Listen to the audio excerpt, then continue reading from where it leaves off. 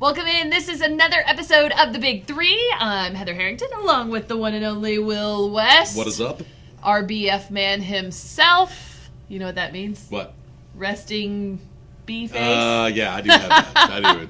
I love all Yes. of our screenshots. We get so many compliments and Compliments. feedback on our Facebook page. Like, dude, Will, smile. It's a great life. If I don't look like I'm mad and want to murder somebody, it means that I'm not paying attention. So that's kind of what's going on there.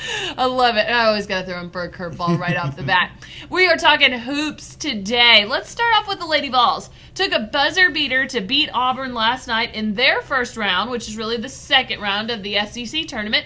How far is this Lady Vols team, Will, going to go when the NCAA tournament rolls around? I still think they'll make a run. They're still a very good team. They're young.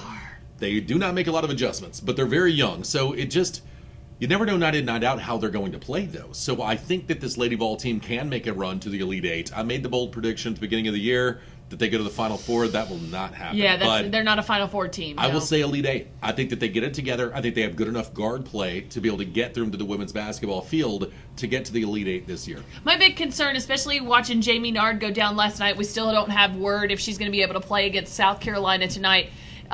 This team needs the steadying presence of Mercedes Russell and of Jamie Nard. I'll agree.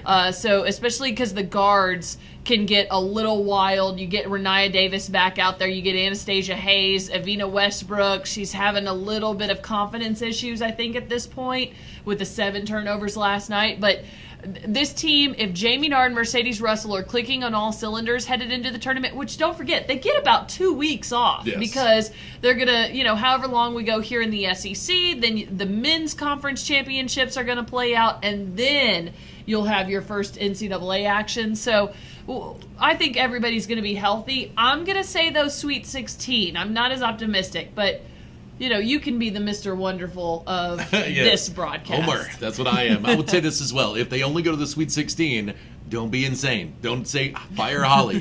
That's nuts. That's absolutely insane. You have an unbelievable class coming in. You have the top class in the nation that are freshmen right now. You have great staff. Yeah. And if you can't tell that, Renia Davis is going to be an All-American, there's this book called Basketball for Dummies. Just read it. Just read it. It's all good. Yeah. All right, moving on. Men's side, closing out the regular season versus the Georgia Bulldogs.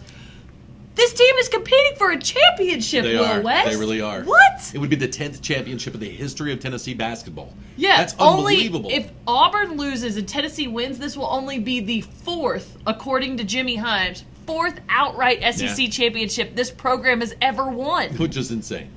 Absolutely insane. So look, it's a top 10 year in Tennessee basketball by wins already. It'll be a top 10 year, but for Tennessee basketball, if they win on Saturday against Georgia already, it can become a top 5 year for Tennessee basketball if Auburn takes that loss as well. If we had a better director and camera, I would get him to zoom in on our boy Rick Barnes back there. But we're working on this bare bones budget here, but we love it. Okay, now when you look at the past 2 weeks, really the whole basketball season has been so exciting. Awesome. But you look at the past week and a half, 2 weeks, you've already seen a plethora of buzzer beaters. Okay, let's go back. North Carolina Joel Berry goes down, hits a huge 3, only to be negated by Miami coming through and hitting a huge buzzer beater 3 to get that upset win. Last night, Lady Vols, Renia Davis, it takes a buzzer beating 3 basically to beat Auburn. And then also last night, UVA escaped your Cardinals for a 1-point 5 win. points in 0.9 seconds. That's unreal. That's crazy. I'm off the Cardinals now, just so you know. Oh, okay. There is no more Slicky Ricky, no more Will West. They West. could lose every game for all I care. So, are we getting a good preview of what the NCAA tournament is going to look like, or are we blowing all of our mojo before the tournament starts? No, it's parity. That's why. Anyone can beat anyone on any given night. Virginia's probably the most consistent team in the nation with the defense they play. We thought Villanova was the best team in the nation for almost the entire season. Then they lose multiple games straight. Now that we thought Xavier's better than they are, maybe the other number 2 team, they lose to Villanova. So everyone's beating everyone. You could see a 6 seed and 11 seed. It could be one of those years where a VCU makes a run, an 11 seed in the play-in game makes a run to the Final Four. Yeah. That's how nuts this season's been. It's Especially been incredible. If one of those play-in games are an SEC team. I really could see it like an 11-seeded SEC if team Alabama making a gets run. hot and Colin Sexton goes nuts, absolutely something like that could happen. All right, so maybe this year's bracket should be worth $2 billion if you get that perfect one. Yeah, good luck with that. Hey, that's going to wrap it up. We'll have more hoops talk and another episode of the Big Three coming up next week.